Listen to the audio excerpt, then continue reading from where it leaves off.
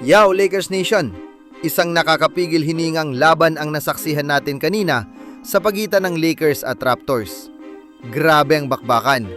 Nagtapos ang laro sa score na 123 laban sa 120 pabor sa Lakers. At ang malaking tanong bago ang laro, kaya ba ng Lakers kung wala si Luka Doncic? Aba, sinagot nila agad. Pinatunayan nilang, no Luka, no problem. Sa panalo nilang ito. Pansamantalang nang nag-leave of absence si Luka Doncic.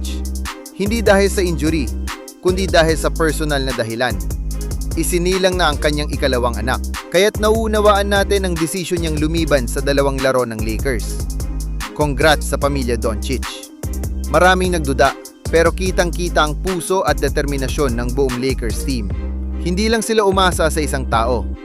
Nagtulungan ang lahat. At si Austin Reaves, nag-step up ng husto.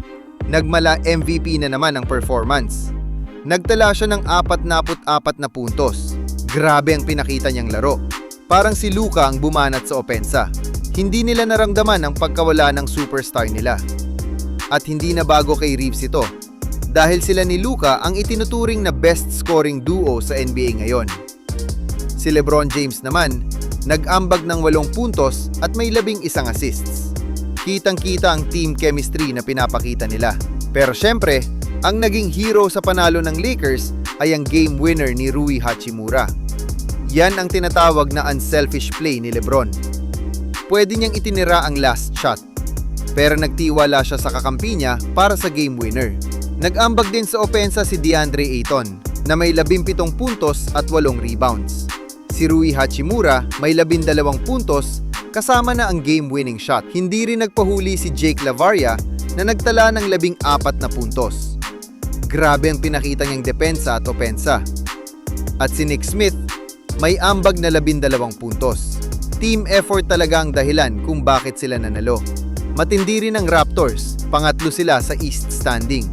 Pero kinaya ng Lakers kahit wala si Luka. Grabe ang laban na yon.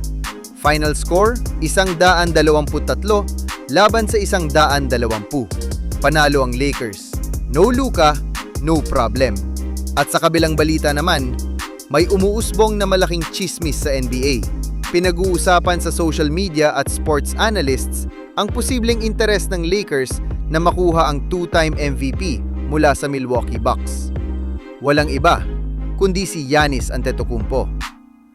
Ayon sa ilang insider reports, minomonitor daw ng Lakers ang sitwasyon ni Giannis sa Milwaukee.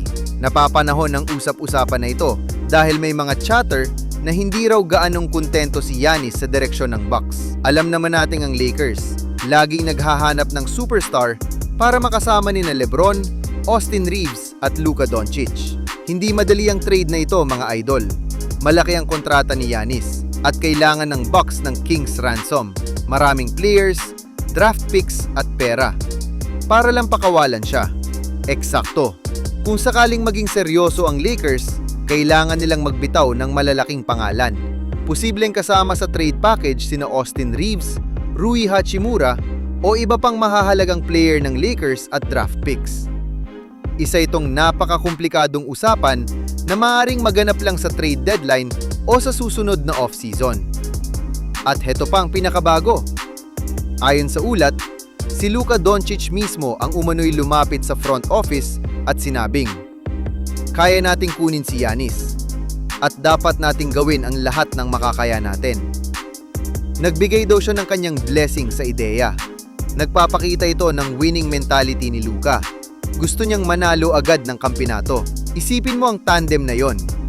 LeBron, Luka at Giannis sa isang koponan.